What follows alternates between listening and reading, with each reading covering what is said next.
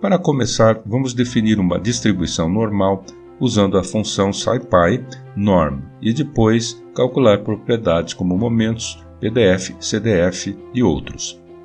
O exemplo calcula a probabilidade de valores inteiros entre 0 e 100 em nossa distribuição e plota o resultado. E em seguida, faz o mesmo para a probabilidade cumulativa. As probabilidades acumuladas são então calculadas para observações na mesma faixa, mostrando que na média cobrimos cerca de 50% dos valores esperados e ficamos muito próximos a 100% após o valor de cerca de 80, ou 3 desvios padrão da média, que é 50 mais 3 vezes 10. Podemos calcular a faixa que compreende 95% dos dados. 95% dos dados estão entre 69,6 e 30,4. Agora vamos supor que temos uma variável preditora e queremos calcular os momentos. Para isso, usamos o SciPy-Stats. Temos os 5 momentos e já vimos em estatística como podemos manipular esses valores. Vou usar a base de dados de voos que contém voos nos Estados Unidos em 2015. Estou interessado nas variáveis companhia e atraso. Primeiro, um histograma dos atrasos. Naturalmente, atrasos negativos são voos adiantados. Agora vou plotar um histograma para 4 companhias.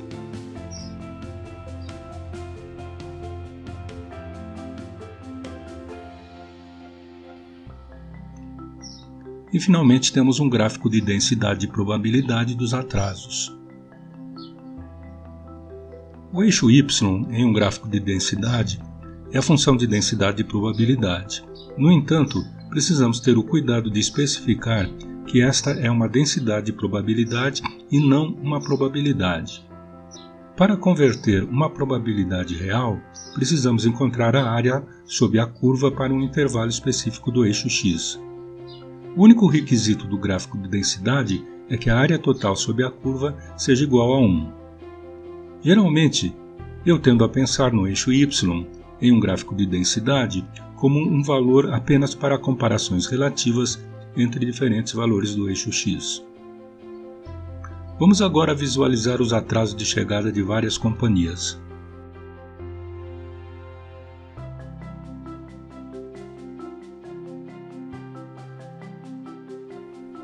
A distribuição exponencial. A distribuição exponencial é uma distribuição de probabilidade contínua, onde alguns resultados são os mais prováveis, com uma rápida diminuição na probabilidade de todos os outros resultados. Alguns exemplos de domínios que possuem eventos de distribuição exponencial incluem o tempo até a falha de uma máquina, a duração em minutos das chamadas telefônicas comerciais de longa distância, o tempo em meses que dura uma bateria de um carro, e também pode ser demonstrado que a quantidade de moedas que você carrega no bolso ou na bolsa segue aproximadamente uma distribuição exponencial. Na distribuição exponencial, a média é igual ao desvio padrão. Então, ela pode ser definida usando apenas um parâmetro: escala, beta, a média e o desvio padrão da distribuição. Às vezes, a distribuição é definida mais formalmente com um parâmetro lambda ou rate. O parâmetro beta é definido como o inverso do parâmetro lambda, em que lambda é a taxa de variação na distribuição.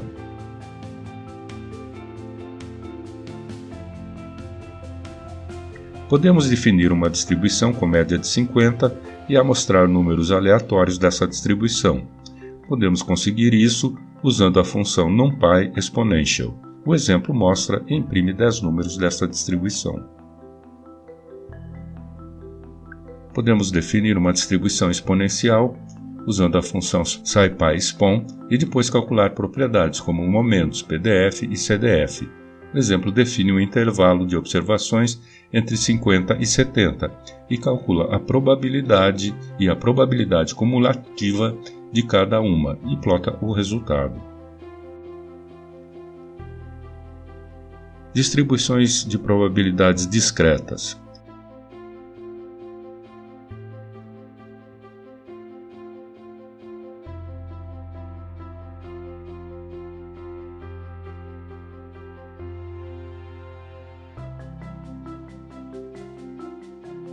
A distribuição uniforme. Talvez uma das distribuições mais simples e úteis seja a distribuição uniforme. Nessa distribuição de probabilidade, todos os resultados são igualmente prováveis. Um dado tem a probabilidade de 1/6 para cair cada um de seus números. Uma moeda também tem uma distribuição uniforme, porque a probabilidade de obter cara ou coroa em um sorteio é a mesma. Você pode visualizar a distribuição uniforme em Python com a ajuda de um gerador de números aleatórios, atuando em um intervalo de números com a função uniform do scipstats. Vejamos a distribuição de probabilidade de lançar um dado 1000 vezes.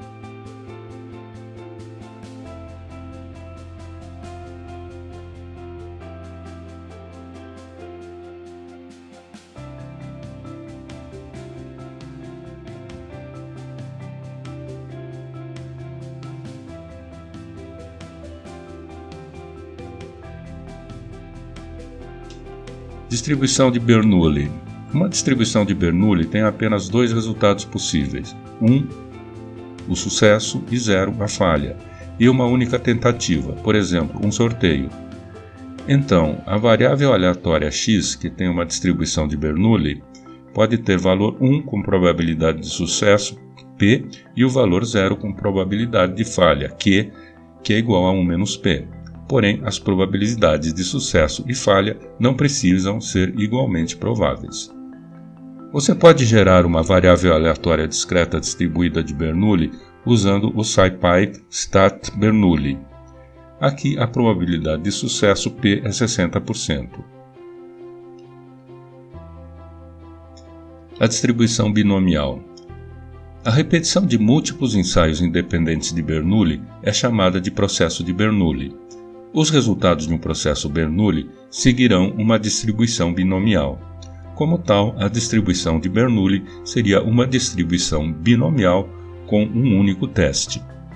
A distribuição binomial resume o número de sucessos k em um determinado número de tentativas de Bernoulli, n, com uma dada probabilidade de sucesso para cada tentativa, p.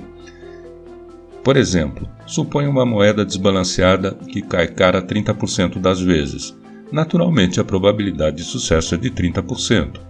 Podemos simular esse processo com casos gerados aleatoriamente e contar o número de sucessos ao longo de um determinado número de tentativas.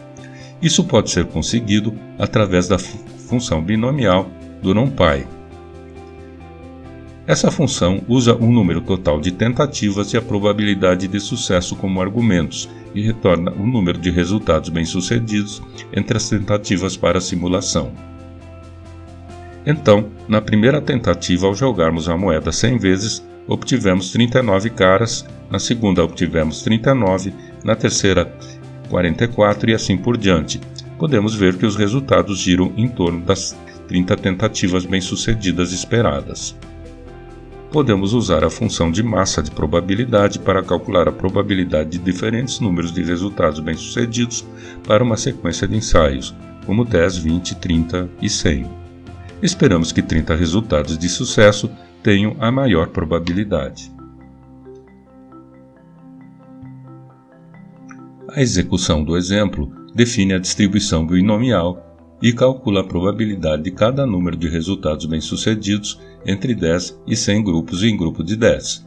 As probabilidades são multiplicadas por 100 para fornecer porcentagens, e podemos ver que 30 resultados bem-sucedidos têm a maior probabilidade em cerca de 8,6%.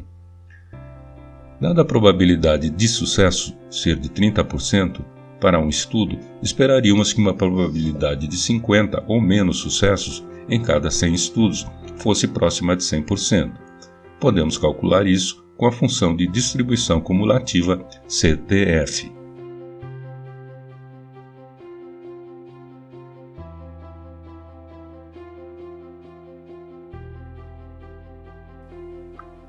Distribuição de Poisson. A variável aleatória de Poisson é normalmente usada para modelar o número de vezes que um evento ocorreu em um intervalo de tempo. O número médio de eventos em um intervalo é designado por μ. μ é a taxa de eventos, também chamada de parâmetro rate, e é o único parâmetro necessário. Você pode gerar uma variável aleatória discreta distribuída por Poisson usando o SciPy Stats Poisson.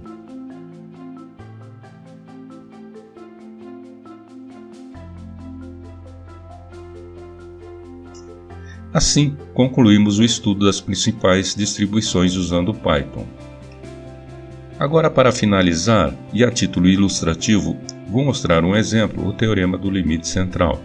Lembro que o teorema do limite central é uma teoria estatística que afirma que, dado um tamanho amostral suficientemente grande de uma população com um nível finito de variância, a média de todas as amostras da mesma população será aproximadamente igual à média da população.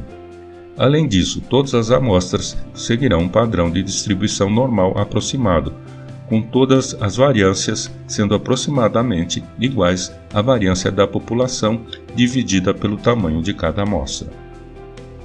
Vou plotar 3 distribuições, uma randômica, uma exponencial e uma distribuição beta, que é um tipo de exponencial. Nos gráficos, a curva amarela é a distribuição gaussiana prevista a partir do TLC. Observe que a taxa de convergência da amostra para o gaussiano depende da distribuição original. Também a média da distribuição gaussiana é a mesma da distribuição original.